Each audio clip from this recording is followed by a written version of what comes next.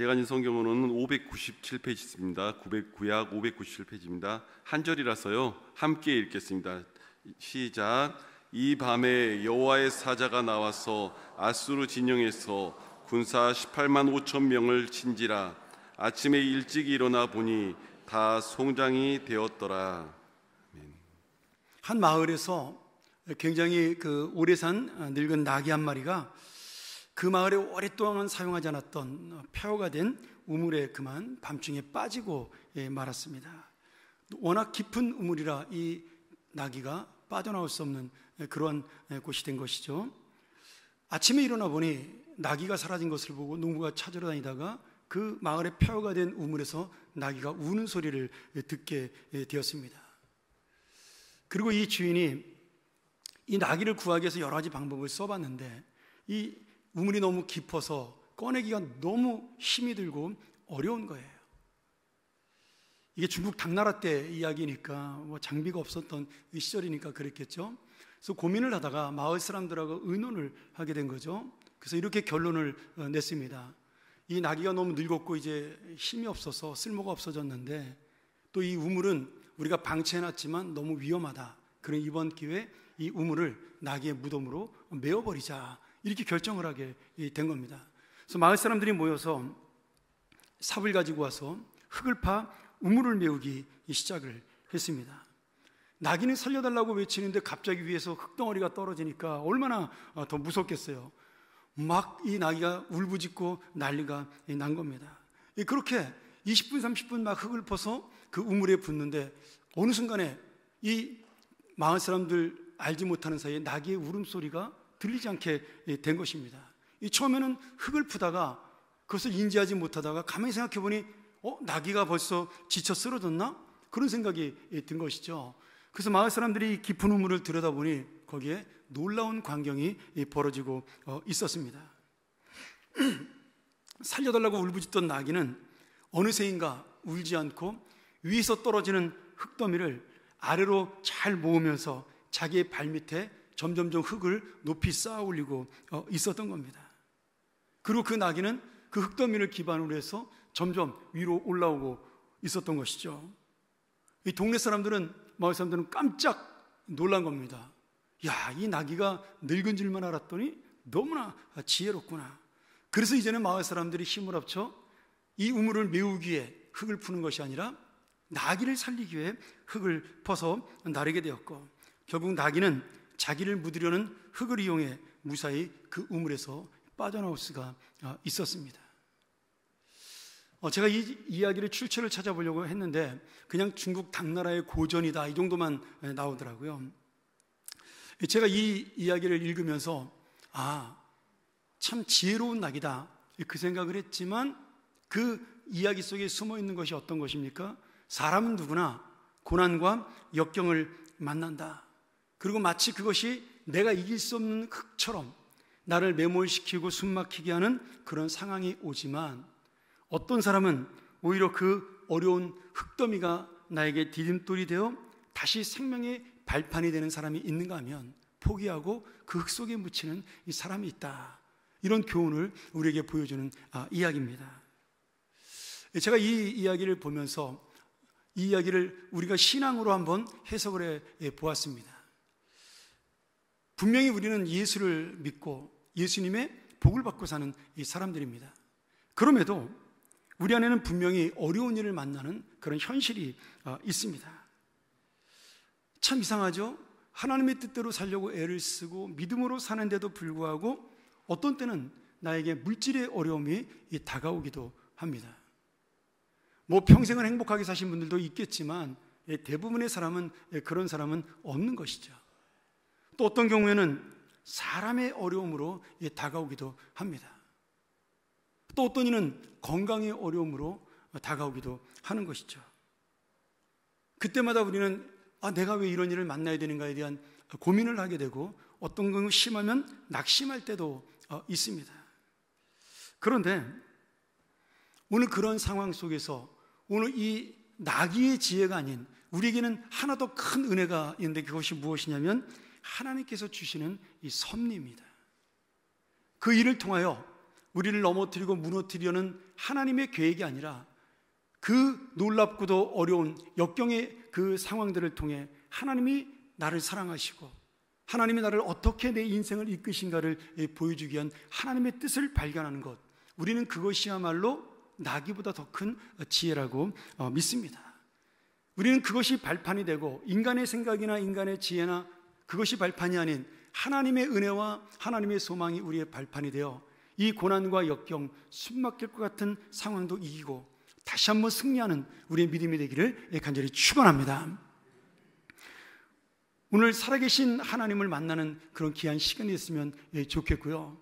오늘 우리가 역사의 이야기를 듣지만 이 이야기는 역사로 끝나는 것이 아니라 내 삶 속에 일어나는 하나님의 놀라운 경험이요 은혜라는 사실을 다시 한번 깨달으면서 우리가 계속해서 히스기야 왕에 대한 이야기를 한 번 더 살펴보고자 합니다. 히스기야 왕은 우리가 지난번에도 배웠지만 신실한 믿음을 가지고 나라를 다스렸던, 그래서 하나님이 기뻐하셔서 복을 주셨던 그러한 선한 왕이었습니다. 근데 이런 히스기야의 믿음 있는 모습 속에도 불구하고 히스기야의 인생 속에 정말 이길 수 없고 너무나 견디기 힘든 두 가지의 큰 어려움이 닥치게 됩니다. 하나는 오늘 우리가 나눌 그 아수르 나라의 침략이고, 또 하나는 다음 주에 우리가 한 번 더 나누겠지만 이 히스기야가 불치의 병에 걸려서 하나님이 너는 이제 곧 죽을 것이라는 사망 선고를 받게 되는 그러한 내용입니다.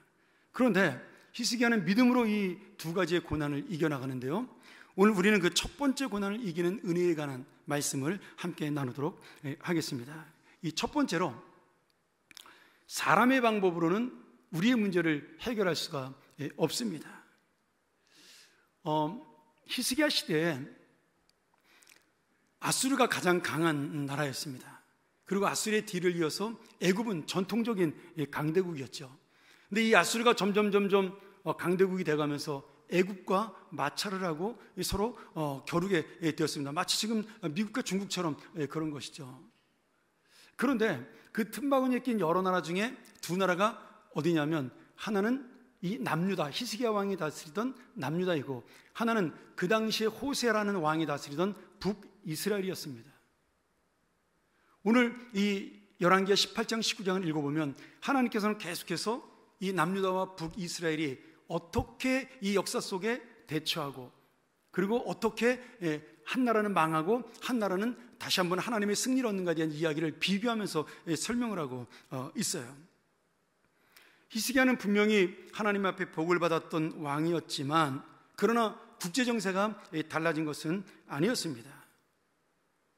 결국 시간이 지나면서 북이스라엘은 아수르의 침략을 받아 완전히 나라가 망하게 됩니다. BC 722년에 이 북이스라엘은 호세아 왕을 끝으로 해서 나라가 지도상에서 사라지는 그런 불행한 심판을 맞이하게 되죠. 근데 하나님께서는 이 북이스라엘이 망한 것이 아수르가 그 나라를 망하게 했다라고 말씀하시지 않고 하나님의 심판이 그 북이스라엘에 임한 것이라고 설명을 해요. 열왕기하 18장 12절에 이렇게 이야기합니다. 그들이 망한 것은 자기들의 하나님이신 주님의 말씀을 듣지 않고 하나님의 언약을 깨뜨렸고, 또 모세가 명령한 모든 율법에 불순종했기 때문이다, 이렇게 이야기를 합니다. 우리가 이 세계의 역사를 보면서 꼭 놓치지 말아야 될 것이 있어요. 믿지 않는 사람들은 이 세상 역사가 강대국에 의해서 흘러가고, 또 이 세상 역사가 그냥 순환론 쪽으로, 우리 그 역사관에 대한 공부를 하다 보면 직선적인 역사관, 순환론적 역사관, 유기적인 역사, 여러 가지를 배울 수가 있는데, 그렇게 세상 역사가 돌아간다라고 생각을 합니다. 근데 우리 그리스도인들은 어떤 역사관을 갖고 있냐면 구속사적인 역사관을 갖고 있습니다. 여러분이 깊은 신학적인 이야기는 알 필요가 없고요. 중요한 건 뭐냐면 이 세상은 처음부터 끝까지 하나님이 통치하시는 것이다, 이런 역사관을 갖고 있는 것이죠. 에이, 목사님 무슨 말도 안 되는 소리를 하셔요. 세상 역사가 그냥 이렇게 흘러가는 것이고 그런 것이지, 하나님이 이 땅을 다스렸다면 왜 그렇게 이 세상이 매일 바뀝니까? 그렇게 의문을 가질 수가 있어요. 근데 우리가 역사를 이렇게 살펴보면 이 세상의 강대국들이 계속해서 일어났다 망하고 일어났다 망하고 하는 역사가 굉장히 지속이 됩니다. 예를 들어 애굽 나라가 한참 강대국으로 떠오르죠. 성경에서는 제일 먼저 애굽 나라부터 시작이 되는데, 그 애굽 나라가 강해져서 세계를 호령하던 것이 금방 몇백 년 지나지 않아서 아수르 나라로 그것이 넘어갑니다. 그리고 그 아수르 나라는 100년도 지나지 않아 신흥 강대국이었던 바벨론에게 멸망을 당합니다. 이 바벨론은 너무나 강한 나라이기 때문에 그 누구도 바벨론을 이길 수 없다고 생각을 했는데, 그 나라조차도 50년을 넘기지 못하고 페르시아에게 완전히 망하게 됩니다.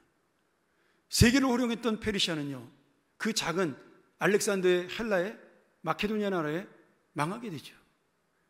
그리고 세계를 정복한 이 알렉산더 마케도니아는 33살의 나이로 요절한 알렉산더를 뒤로 해서 나라가 세 쪽으로 갈라지고, 그리고 로마가 세계를 정복합니다. 로마가 세계를 정복한 후 수백 년이 지나 끝까지 갈 것 같았던 그 인생들이 서로 마지막 동라짐으로 갈리고 유럽이 갈리면서 지금 이 땅은 1차, 2차 세계대전을 거쳐 미국과 중국이 세계를 양분하는 그런 시대로 바뀐 것이죠.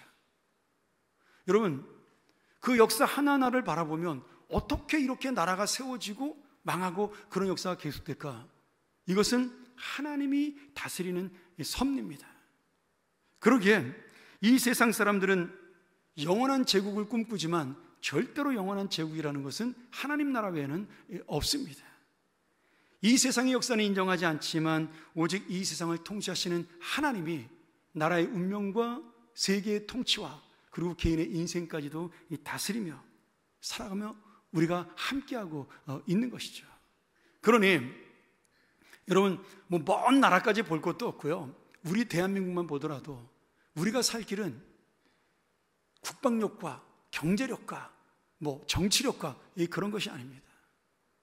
하나님과의 바른 관계가 가장 중요합니다. 믿습니까? 하나님이 살려야, 하나님이 세우셔야 이 나라, 이 교회, 이 가정은 설 수가 있는 것입니다.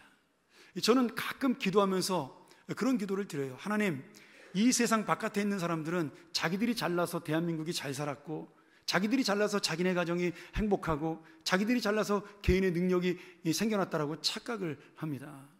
근데 하나님, 저는 그렇게 믿습니다. 이 나라를 살리시는 분은 하나님이시오. 우리 이 나라를 신실하게 사랑하고 이 나라를 위해 기도하는 그리스도인들이 있기 때문에 이 나라를 주님께서는 아직도 사랑하시고 아직도 살려주신다라고 저는 믿습니다. 여러분, 우리나라 보셔요. 어느 순간에 망해도, 내일 당장 이 나라가 망해도 이상하지 않을 만큼 우리나라는 위기 속에 살고 있어요. 근데 참 희한하죠? 전쟁은 맨날 한반도에서 일어난다라고 역사적으로 모든 전쟁학자들이 이야기했는데, 우리나라는 70년 동안 전쟁이 일어나지 않고 엉뚱하게 저 먼 팔레스타인에서, 이번에 또 우크라이나에서, 아니면 미얀마에서, 아니면 저 아프리카의 예멘에서 참 그런 전쟁들이 일어나는 걸 보면서 하나님이 얼마나 우리나라를 아끼고 사랑하는지 우리가 분명히 볼 수가 있는 겁니다. 그렇잖아요. 김정은이 정말 갑자기 술 한잔 마시고 취해가지고 그 누르면 끝나는 거잖아요. 그런데 하나님께서는 그 전쟁을 이 나라에 허락하지 않으셔요. 왜 그렇습니까? 이 나라를 위해 기도하는 하나님의 백성들이 비록 이 나라 국민보다 많지 않지만 살아서 숨을 쉬고 주님 앞에 간구하기 때문입니다. 오늘 우리가 바로 그러한 하나님의 역사를 움직이는 사람들이에요.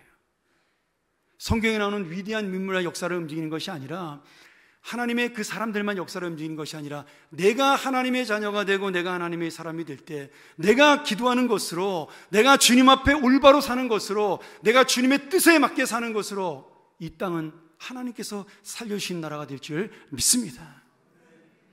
오늘 다시 한번 이 아수르 나라를 보면서, 북이스라엘이 망하는 걸 보면서 우리가 깨달은 바가 있어야 합니다.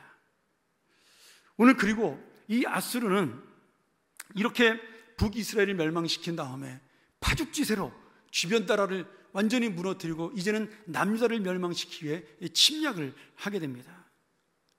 근데 여기서 히스기야 왕이 실수를 해요. 지금 막 다른 옆에 나라들이 다 무너지고 망하고 막 그러니까 너무너무 마음이 다급하고 너무 힘든 거예요. 그래서 아수르가 자기 나라를 침략하지 못하도록 어떻게 해요? 성전 기둥에 있는 금을 다 벗겨서 아수르에게 바칩니다. 왕궁에 있는 창고에 있는 모든 재물들을 다 모아서 아수르 왕 사네립에게 조공을 바치면서 우리나라는 살려달라고 빌어요. 마치 그래서 아수르가 이 남유다를 살려주는 것처럼 보입니다. 근데 그렇지 않아요. 잠시 잠깐은 그런 것처럼 보였지만 이 아수르는 결국 어떻게 돼요? 남유다를 망하게 하기 위해서 침략을 감행하게 됩니다. 우리가 하나 깨달아야 되죠. 히스기야 왕처럼 신실한 믿음의 사람도 엄청난 위기와 고난, 숨막히는 상황이 다가오면 하나님을 의지하는 것보다 먼저 너무나 급하니까 사람의 생각과 방법을 사용해서 그 위기를 벗어나라는 안타까운 모습을 볼 수가 있습니다. 근데 그게 히스기야만의 문제가 아니라 우리들도 역시 마찬가지라는 거예요. 목사인 저조차도 어떨 때는 인간적인 생각이 먼저 나타날 때가 있습니다. 급하면 그렇습니다. 감정적으로 너무 치우치면 하나님보다 그런 생각들이 먼저 드는 거예요. 그런데 우리가 경험해 보지만 결코 이런 사람의 방법, 사람의 지혜, 그리고 세상을 의지해서는 문제가 해결되지 않습니다. 처음에는 해결되는 것처럼 보이지만 오히려 더 깊은 수렁으로 빠지게 되는 것이죠. 아수르가 이 히스기야의 조공을 받고 만족합니까? 아니에요. 완전히 멸망시키기 위해서 18만 5천 명의 대군을 이끌고 이 남유다를 침략하게 됩니다. 오늘 여러분, 우리가 잘 깨달으셔야 돼요. 믿지 않는 사람이 볼 때는 보이지도 않는 하나님에게 내가 의지하고 기도하고 도와달라고 간구하는 것이 얼마나 어리석어 보이겠어요. 야, 하늘을 보면 떡이 나오냐? 돈이 나오냐? 아마 속으로 그렇게 비웃을 겁니다. 그런데 우리는 살면서 깨닫잖아요. 이것이야말로 최고와 최선의 해결책이요, 하나님이 문제 해결의 주인이라는 사실을 우리는 분명히 알 수가 있습니다. 오늘 여러분, 이 세상의 문제를요, 내 힘으로 해결할 수 있는 게 거의 없습니다. 아마 다들 그런 어려움과 고난을 경험해 보신 분들은 충분히 이해하실 거예요. 어떤 부분은 나의 힘으로 해결할 수 있는 부분도 있겠지만 대부분의 큰 문제들, 그런 문제들은요, 아무리 내가 노력해도 될 수 없는, 해결할 수 없는 문제들이 대부분입니다. 그래서 어떻게 해야 됩니까? 하나님을 붙들어야 되는 것입니다.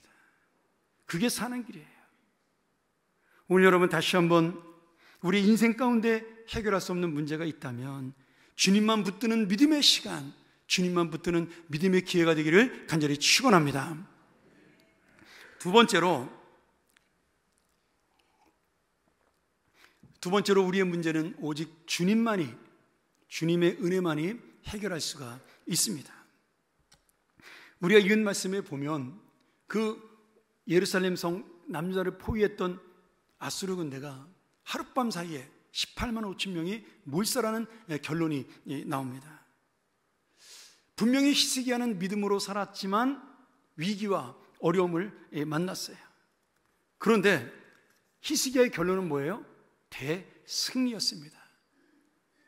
활 한 번 안 쏘고 칼 한 번 휘두르지 않고 하나님의 능력과 용사 되신 하나님의 그 실력으로 모든 문제가 한 번에 해결이 된 것입니다.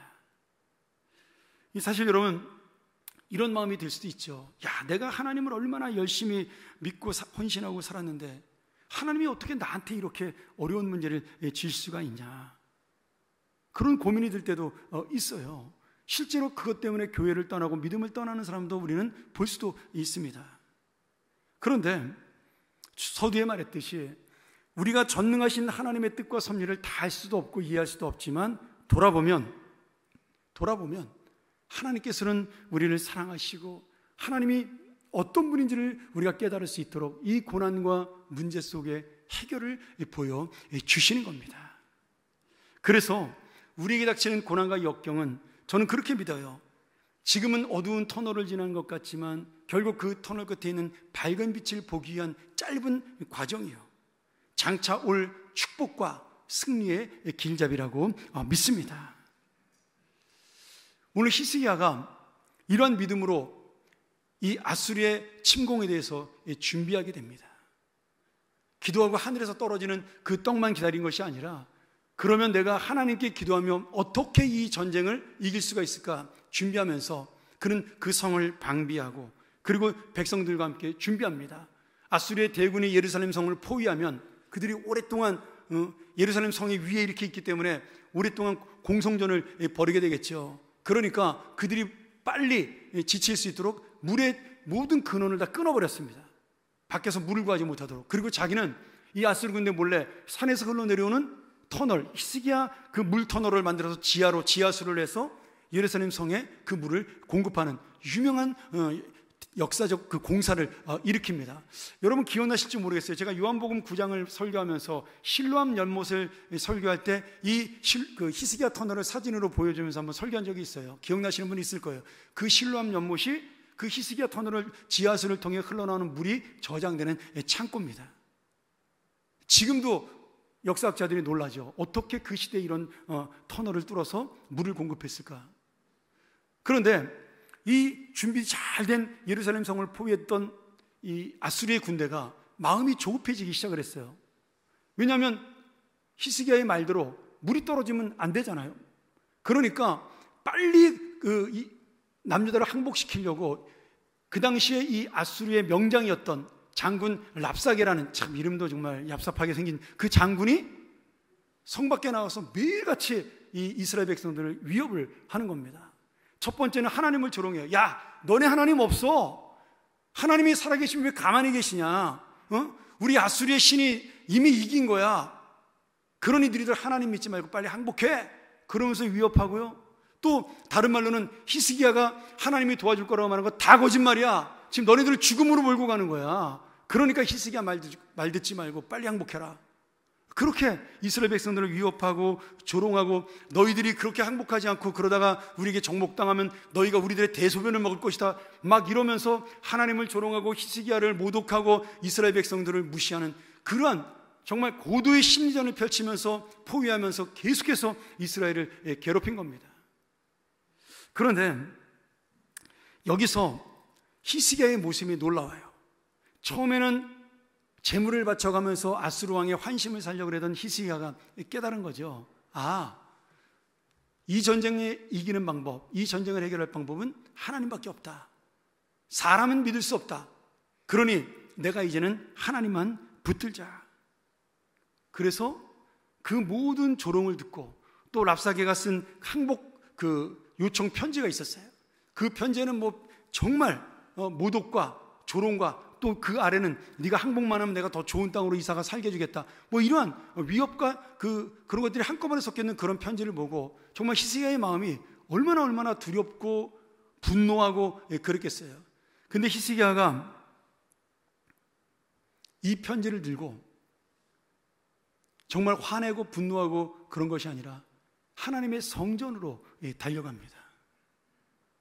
사람에게 말하지 않고 하나님의 성전에 달려가 그 당시에 성전을 지키고 있던 유명한 그 이사야 선지자와 함께 하나님 앞에 나가 기도해요. 이것이 바로 믿음입니다. 우리가 어려운 일을 만나면 나를 낙심하게 하고 나를 무너지게 하는 이 세상의 소리에 귀를 기울일 때가 있어요. 그 소리가 훨씬 더 크게 들립니다. 근데 그 소리를 들으면 들을수록, 그 소리가 내 귀에 들릴수록 우리의 마음은 어떻게 될까요? 낙심하고 절망하고 분노하고 힘들어지고 회복하지 못하는 대로 우리를 끌고 갑니다. 여러분, 어떤 사람도 오해하는 말을 듣고 낙심하는 말을 들으면 그 마음에 분노가 일어나고 절망할 수밖에 없습니다. 나를 어떻게 알고, 그런 생각이 들잖아요. 그런데 변명한다고 해서 여러분 그것이 해결되는 것이 아니에요. 이미 상대방은 자기의 생각을 가지고 자기의 목적을 이루기 위해서 이미 굳은 마음으로 이야기를 하기 때문에 내가 아무리 합리적으로 이야기를 해도 그것은 먹히지 않는 겁니다. 이 세상은 그런 거예요. 그렇잖아요. 잘못된 기사가 한 줄만 신문에 나와버리면 그 사람의 인생은 끝나요. 제가 어제 그 연탄 그 봉사하러 갔다가 노원역에서 점심을 먹으러 우리 이제 교우들하고 같이 만났는데 그 노원역 바로 앞에 대왕 카스테라 팔더라고요. 그래서 아직도 이게 있네? 그래서 신기했는데, 여러분 그거 카스테라 텔레비에서 한번 뭐 무슨 이상한 거 들어있다고 한번 소문나는 바람에 그 수백 개의 가게가 한 번에 하룻밤 사이에 망했잖아요. 나중에 근데 뭡니까 그 사람 인체에 아무 해가 없다 또 나중에 딱 한 줄 나오고. 여러분 이 세상은 그런 거예요. 사람들은 악한 말에 귀를 기울이지 선한 말에 귀를 기울이지 않습니다. 그러니 우리가 이런 어려운 일을 만나면 사람들의 말을 듣는 것이 아니에요. 뭐 잠깐의 위로가 되고 이 잠깐 그것이 나에게 뭐 힘이 될 수 있지만 여러분 그렇지 않습니다. 그 시간이 지나면 금방 또 절망하게 되고 낙심하게 되는 것이죠. 그래서 우리가 전혀 쓸데없는 사람의 말이 아닌 하나님의 마음에 귀를 기울이고 관심을 가지면요, 그 사람의 말은 아무런 힘이 없고 능력이 없고 거짓된 것이기 때문에 허공으로 사라집니다. 믿습니까? 그러니 사람 말은 무시하고 귀 기울이지 말고 우리가 하나님 말씀 앞에 나아가야 돼요. 그래서 힘들고 어려울 때 더 기도하고 더 묵상하고 이 예배의 자리에 나와야 하는 겁니다. 아이고 내가 오늘 뭐 기분이 이런데 무슨 예배를 나가. 기분이 그러니까 예배 나오셔야죠. 이렇게 어려운데 내가 지금 기도할 힘도 없어. 여러분 기도할 힘이 없으면 그냥 중얼거리기라도 하세요. 마음으로. 하나님은 다 들으시고 이해하시고 받아 주십니다. 이렇게 히스기야가 사람의 말에 귀를 기울이지 아니하고 오직 하나님께로 그 문제를 들고 나아갔어요. 그랬더니 하나님이 이사야 선지자를 통해서 하나님의 약속과 소망을 전해줍니다. 우리가 읽지는 않았지만 열왕기하 19장 35절에 보면 그런 얘기가 나와요. 하나님께서 정말 이 아수리의 군대를 곧 물러가게 한다. 그리고 그들이 전부 무너지고 이 너희를 비웃었던 아수르 왕 사네립은 배반자들에 의해서 반역자들에 의해서 죽임을 당할 것이다.